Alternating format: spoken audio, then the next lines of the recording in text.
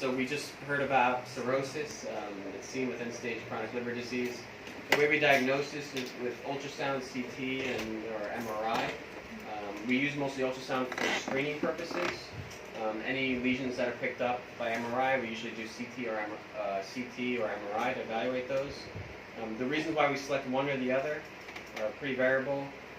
If they have kidney disease or allergies to contrast, we can consider MRI because we can still give MRI contrast even with those contraindications. CT I tend to use if the patient's had any coiling or any kind of other intervention before. It may be easier to see with CT. And MRI is a good consideration because there's no radiation involved with that. We use biopsy for staging, and some possible complications of cirrhosis include portal hypertension or HCC. So what do you see on imaging when you have cirrhosis? You see a nodular contour of the liver, so the liver surface is bumpy. You can see that on all the modalities, MRI, ultrasound, and also on CT. We've seen a large spleen, that's due to the portal hypertension. We usually measure an AP and a cranial caudal dimension. Usually cranial caudal greater than 15 or 14 or so is enlarged. Varices are something that you're going to see best on the contrast-enhanced CT in the portal venous phase. And these are the same varices Liz mentioned, the one you'll see around the either gastric or esophageal or gastroesophageal varices. And again, that's seen in portal hypertension. And then finally, ascites is something that you're going to see in these patients. This is fluid within the abdomen. On CT, it's dark. Fluid's dark. On ultrasound, it's anechoic, which means it's dark or black on ultrasound. And on MRI, it depends on the sequence, but the best one is a T2 sequence, and the fluid is bright.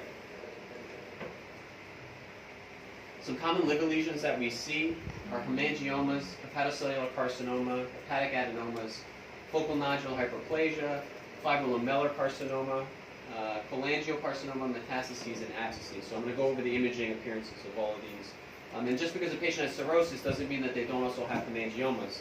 So it's important not to confuse hemangiomas with hepatocellular carcinoma.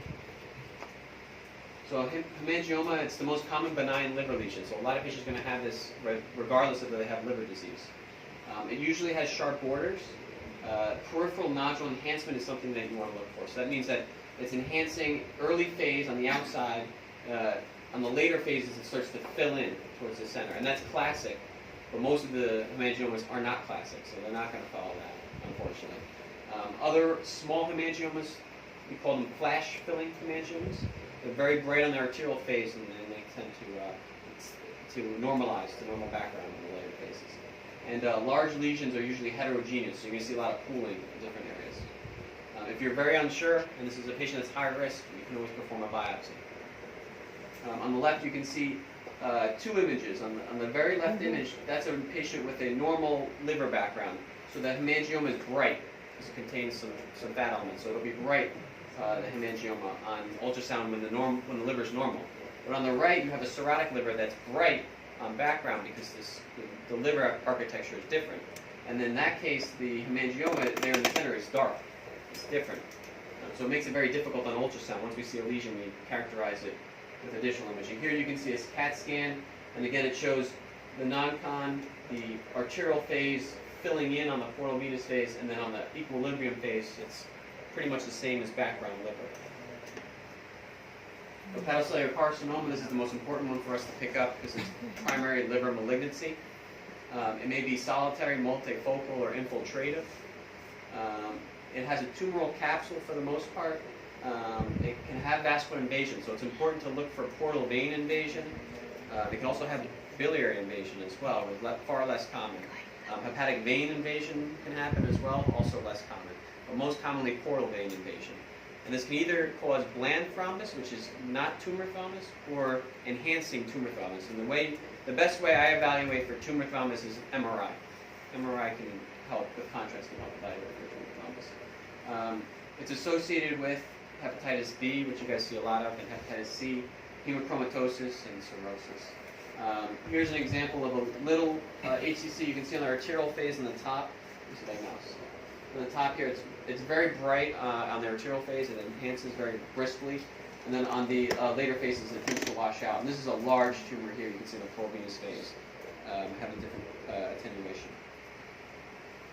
So how do we stage our liver lesions, especially the hepatocellular carcinoma in the United States? Well, for HCC, we use something called BLIRADS criteria. And what we're looking for primarily is one size, so a good cutoff point is 2. And then we're looking for arterial enhancement, washout, which means in the later phases, portal venous, or even the delayed phase, it washes out, it gets darker. Capsule, which is enhancement on the outside, or interval growth. Threshold growth is usually 50% on the 3-month scan. So between 3 months, if it grows more than 50%, that's interval growth. Here you can see what the chart looks like. The top is whether there's arterial enhancement or not, and then the sizes. So the ones we tend to treat, we're treating more and more LIRADS 4, but primarily LIRADS 5 lesions. So if you have one lesion, it has to be at least 1 centimeter, and it has to have at least one of these characteristics, being washout, enhancement, capsule, or threshold growth. And then if it has 2 of these, anything from size 1 or above becomes a LIRADS 5 lesion, so pretty much diagnostic of hepatocellular carcinoma. The LIRADS 4 lesions vary based on size and how many of these characteristics they have. If they don't have arterial enhancement, it makes it tougher, and what we do is we actually use sometimes cone beam CT that we have available in the US. Yeah, trivial to tell. So here's an example of hepatocellular carcinoma. Here's the non-con. This is one of my patients. Here's the arterial phase. You start to see some arterial enhancement. And the delays phase, it washes out, and there's a little bit of a ring there. It's hard to see, but trust me, that's easy. Next, we have focal nodular hyperplasia, or FNH. It's a benign lesion that can be related to vascular malformations or vascular injury. There's usually a central scar that enhances an equilibrium. It has very sharp borders, geographic, so wedge-shaped usually. Enhancing on the arterial phase, usually homogeneous. So full enhancement. Here you can see one on non-con and portal venous, and it has that central scar, that little dark spot in the center. A lot of them have that. Here's on MRI, you can see some arterial enhancements, spoke wheel appearance on T2, and this central scar that enhances late in the equilibrium phase. Something that has also a central scar, though, that can be confusing is fibrolamellar carcinoma. But these are young patients, non-cirrhotic patients, I guess. It's large, solitary, it has that central scar. It has the late enhancement, though, the central scar, so really late is when you're going to see the enhancement there. And then an arterial enhancement, it's not going to be homogeneous, it's going to be heterogeneous. So that's why it has this appearance where it's all speckled. Cholangiocarcinoma is something that we see a lot of in the U.S. You see a large infiltrative mass for the most part. It could be intrahepatic in the liver, or it could be proximal or distal CVD. You see capsular retraction, which here on the top you can see a good example of capsular retraction, so it scars down. And it's associated with PSC and choledochal cysts. And these are just different examples of cholangiocarcinoma here and here. So you see the very large lesions. On portal venous, if you only have a portal venous contrast enhanced CT, it's usually low attenuation like this, but surrounding biliary ductal dilatation. What about hepatic metastases? We see a lot of these. The liver is the most common site of metastases, so we're bound to see a lot of tumors in the liver. They're usually low attenuation, but unfortunately they can have a very different appearance depending on the kind of tumor. Certain tumors have calcifications in them, others don't. Some ovarian ones like to have calcifications. Breast cancer, metastases to the liver, usually a lot of little lesions all over, plenty of little lesions all over. Other malignancies that are common are GI tract malignancies to the liver, and those for the most part look like these. So usually they have low attenuation in the center, some peripheral enhancement. On delayed phase, they'll look very low attenuation as well. Hepatic abscesses. So for this, to distinguish this from a tumor, you need to look for the clinical signs of fever and white count. Otherwise, it's very hard to distinguish this from some of the other tumors. But there's also other risk factors, like having a recent ERCP or diverticulitis, would also indicate that these could be abscesses. And also rapid development. So if they had a CAT scan 3 months ago and there was nothing, and now there's all these lesions, it could be more likely infection if the patient also has like symptoms like fever. And also, change in size or attenuation between interval scans also tells you that this could also be an abscess. So we look for here is low attenuation, some peripheral enhancement, and kind of a patchy appearance like this. So like different blockulated areas. This is another liver abscess, here's another liver abscess. And if you didn't have fever and white count, this could easily also look like a metastases or ACC. So it can be difficult. Liz spoke a lot about liver cancer. Again, hepatocellular carcinoma is the most common primary liver malignancy. It's the second most common cause of cancer-related death worldwide. And again, predisposing risk factors include chronic hepatitis B and C, alcohol, liver disease, and fatty liver in the U.S. is one more common cause. So she already spoke about this, but definitive treatments include surgical resection, transplantation, and ablations. Many patients have multifocal disease or locally advanced disease at the time of diagnosis and are unfit for surgery, so they can't undergo these specific treatments. And we've noted, that hepatocellular carcinomas are very hypervascular, especially in the arterial phase. And that's why we designed these transarterial targeted therapies, as we selectively deliver tumoricidal doses while sparing the uninvolved liver parenchyma. And the way we get the best results are by being very selective in how we embolize. Liz went over this already. I didn't know she was going to have in her presentation. But again, this kind of guides some of our therapies. But again, we more rely on a multidisciplinary approach with the GI doctors, the hepatologists, the surgeons, ourselves, and diagnostic radiologists. But primarily with TACE, we're treating intermediate or advanced stage. And early stage, we're primarily pushing for ablation. So what does it look like? So there's two types of chemoembolization. We have conventional, which I think a lot of more often used here, and that's doxorubicin mixed with lapiodol. Lapiodol is an oil. It's very bright on pretty much all imaging except for MRI, where it'll be dark. And then the other kind is drug-eluting beads, or DebTACE. And we use particles there, and the particles are impregnated with the doxorubicin. And on those, you only see staining on the early. So if you've gotten a CAT scan within a couple of days of the DebTACE, you'll see staining in the tumor, but otherwise it washes out, and you don't see the staining anymore. Again, selective yields the best results. We try to be segmental or subsegmental arterial level. And I think in other countries, even in Japan and Korea, they get even more selective than that to ultra selective, and they get even better results. You can cause ischemia from embolization, and also deliver the drug directly to the tumor. So those are the two ways it works to kill the tumor. And this is an example of what it looks like on conventional TACE a couple months out. So early on, what you'll see is depositing of lapiodol all through that segment, actually. So you'll see some around it, but after a week or two, what you start to see is it just has residual lapiodol taken up in the tumor itself. And that can stay there for years. You'll start to see that for years there.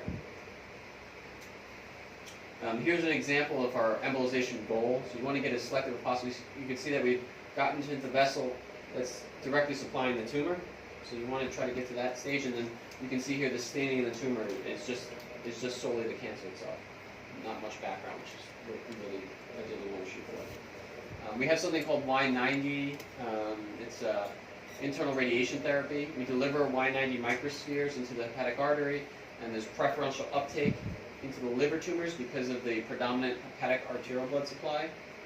And again, Y90 itself is a beta emitter, so it actually creates cell death about 2 millimeters to about 1 centimeter. And the half-life is about 64 hours, so almost 3 days. So it's ideal for treating these tumors. The problem is it's a two-part procedure and very costly, very expensive. We do initial mapping, and there we deliver technetium MMA for a nuclear medicine study. And we're looking for shunts. We're also looking to coil off at-risk arteries, and I'm looking to see what kind of tumor uptake I have. After they look at that, then I order my dose of the radiation that I'm going to deliver to the hepatic artery, and then the next procedure that I do is a delivery. And on imaging, this has variable appearance. In the first set of stages, you see a lot of reaction around the tumor. So on MRI, you're going to see a lot of T2 bright stuff around the tumor. You can also see that on TACE as well. And then on subsequent imaging, you'll see that fade away, and you should see a cavity where the tumor used to be. Same thing with ablation. What you'll see is enhancement around the area of ablation early on, and then usually that fades away, and then you just see a cavitary lesion or a dark lesion where the ablation had taken place. In terms of ablation, the most common is RF or microwave. We tend to use way more microwave now in the U.S., but there's more data for RF overall. And it uses thermal heat to destroy tumors. The reason why we've been favoring microwave is it's much faster. You get much hotter burns and more powerful, bigger burns with just one less probes. One probe or less. There's a high overall response rate, low recurrence rate, as Liz already went over, and we can reach very high temperatures with microwave in a very short time, so less than 5 minutes. This procedure will be done very quickly. It's indicated for less than 5 lesions, all less than 5 centimeters, but that criteria is actually getting looser and looser. We're starting treating more and more tumors that are outside of that. So again, the post-ablation cavity is going to be low attenuation, except for within the first couple of months, we'll have peripheral enhancement.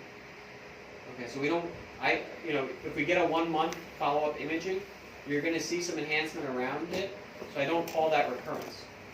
I wait for the 3-month imaging, because 3 months is more indicative of what it's going to look like. And at that period, if there's any enhancement, I call that residual. If there's no enhancement and it looks like this, then that's actually a really good response. It's a complete response. You can see some hemorrhage sometimes in the cavity. You'll see that earlier on within the 1 month. That'll be bright. So you want to kind of ignore that and wait. So here's, again, post-conventional TACE. Nice lipidal uptake. And this is me doing after a lipidal TACE and ablation. And I do those for lesions often to get very good response rates. And it gives me actually close to high 90s in terms of complete response. In terms of treatment failure and recurrence, I spoke about this already a little bit, but you're looking for areas of residual enhancement in nodular or mass-like patterns. Not linear, but like mass-like or nodular. And it's the same on MRI or CAT scan. MRI is more sensitive for recurrence. So if you have a CAT scan, but you're still concerned because the AFP is still rising, you don't see anything on CAT scan, then I would order an MRI with contrast, and they pick up. And then hemorrhagic changes, like I mentioned, are very common. What they are, they'll be bright on T1 on MRI, and they'll be bright on CT early on, and then they'll start to resolve. So in conclusion, cirrhotic changes in HCC are important to diagnose on imaging and help direct therapy. Interventional oncology can offer options for non-surgical patients in the treatment of HCC. And post-treatment changes can vary, and it's important to recognize areas of treatment failure at the 3-month follow-up. And then my imaging for patients that have undergone treatment is usually every 3 months for the first year. Then at 1 year, either I continue every 3 months for the next year or every 6 months, and then yearly after that, so after 2 years or so. Okay. Thank you. That's the golden bridge.